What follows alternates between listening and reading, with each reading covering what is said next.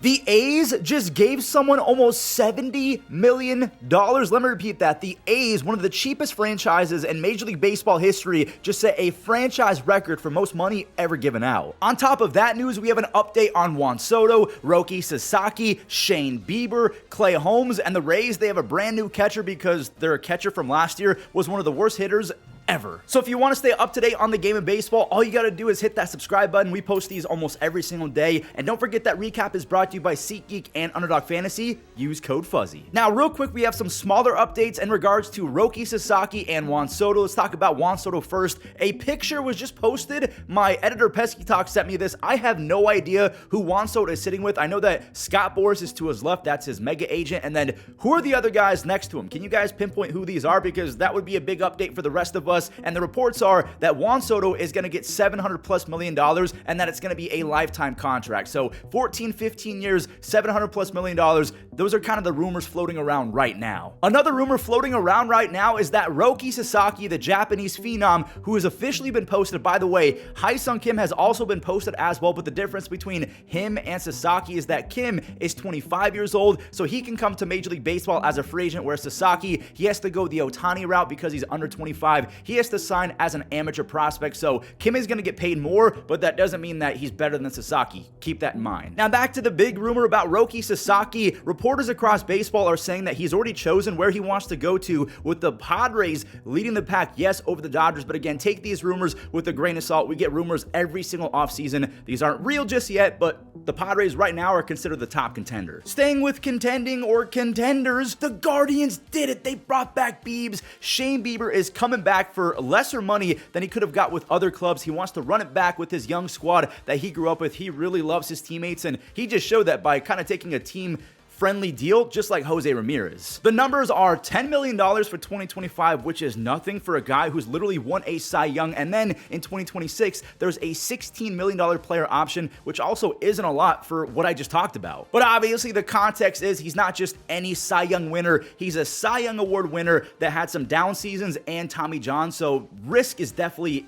in play. Obviously, the ceiling for Shane Bieber is one of the highest for any starting pitcher in baseball. I mean, back in 2020, the dude put up a 1.6 ERA and a 14.5 strikeouts per nine.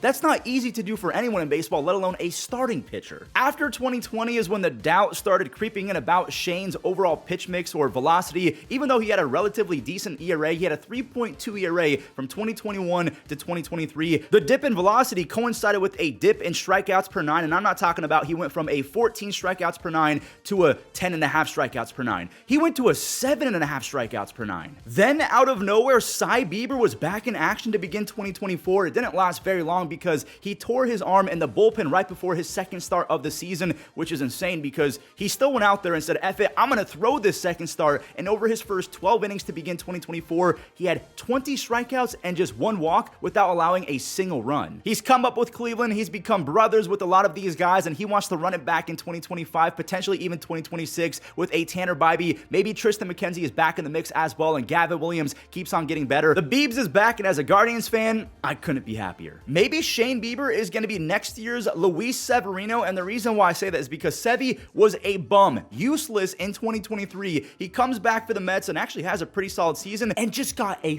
fat bag from the A's, the Sacramento A's, whatever you want to call them. Sevy just got a franchise record $67 million from the A's. That passes Eric Chavez, who was actually one of my favorite players growing up. He was one of the few players I watched where it made me think, wow, I want to keep watching baseball. But $67 million to Sevy is a Scott Boras classic because Eric Chavez got $66 million back in 2004. So beating that by $1 million can mean that Sevy set a franchise record. Now, real quick, before we talk about Luis Severino's skill set and what he brings to the table, I do want to tell you guys what I've heard from the grapevine. Now, through the grapevine over the last few months and years, I've heard that the other owners in Major League Baseball would not approve of a sale from Oakland to Las Vegas if John Fisher, the Oakland A's at the time owner, did not basically verbally agree to have a salary floor. The owners basically said, you have to spend more money if we're going to approve this sale of the team. You got to spend and not embarrass the rest of us. The A's front office said that this was a kind of splash deal to show their new market that they're ready to compete and spend more money. But again, allegedly, this is just a owner's decision to force John Fisher into spending money. Because it's not like the A's are completely inept and useless when it comes to their development system. We've seen superstars like Josh Donaldson, Matt Chapman, Marcus Semien, Matt Olson, and Sean Murphy. That's not even talking about all the pitchers that have gone through Oakland.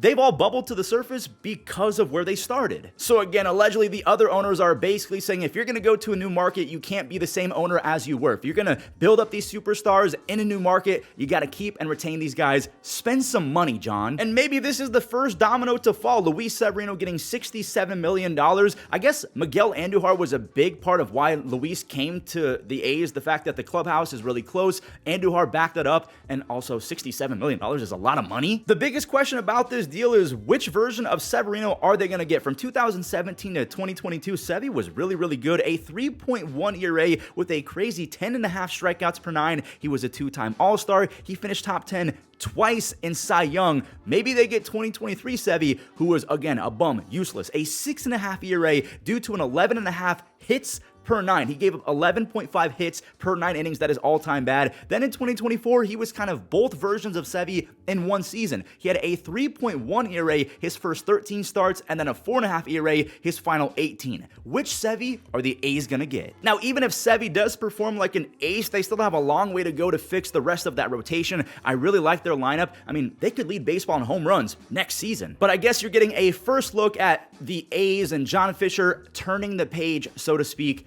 What do you make of this? Luis Severino is not the only former Yankee to get a bag as a starting pitcher. Clay Holmes, you heard that correctly, Clay Holmes is going to be the Luis Severino replacement with the Mets. He can grow his beard back if he wants to. Bearded Clay Holmes was actually, he kind of has some aura. He's getting that much money because the Mets are going to use Clay Holmes as a starting pitcher. Now, here's some context about Clay Holmes. He started 114 games in his minor league career, and he's got the frame. He's a big person, 6'4", 6'5". He's got the skill set in terms of a pitch mix to be a multi-inning guy. We've seen Seth Lugo already do it for the exact same squad. Seth Lugo went from the Mets to the Padres and then obviously the Royals. He went from a relief guy to one of the better starters in baseball. Clay Holmes is trying to go down the Michael King route of being a stud reliever for the Yankees and then going to a new team and becoming a stud starting pitcher. And don't forget that once upon a time, Chris Sale, he was not a starter. His first 2 seasons, he pitched 79 games as a reliever before becoming a Hall of Fame starting pitcher that we all know and love. I don't know about you guys, but the idea of Clay Holmes with the beard throwing 97, 98 as a starter, that could be a lot of fun. You know what wasn't fun? Rays fans trying to watch Alex Jackson try and hit baseballs. Their catcher had a 26 OPS plus last year, which is actually lower than his career OPS plus of